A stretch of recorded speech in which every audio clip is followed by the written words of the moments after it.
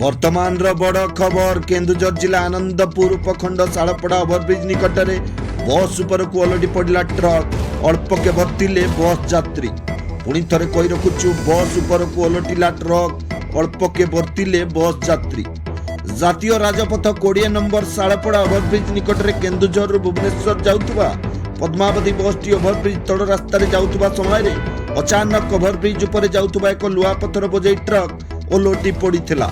Bus driver उपस्थिति बुद्धि जगु मृत्यु मुखर बंची जाइछन्ति 50 रु ऊर्ध्व बस यात्री। दुर्घटना रे ट्रक चालक गुरुतर आहत होइतबा बेले बस कंडक्टर आहत होइतबा आज जणा पड़िछि। घटनास्थल रे दमकळ बाहिनी और पुलिस कर्मचारी माने पहुंची उद्धार कार्य जारी रखिछन्ति। एथिसह रास्तार दुई पार्श्व रही रास्ता फांका करिछन्ति।